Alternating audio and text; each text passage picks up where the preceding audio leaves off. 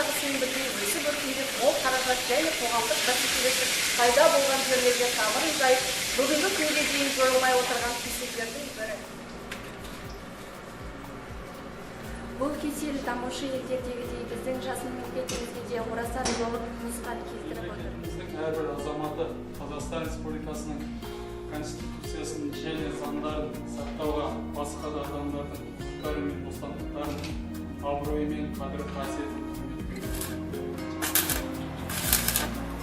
Әзірді жерде пара билен алады. Сыбайлас жемқорлыққа жол жоқ.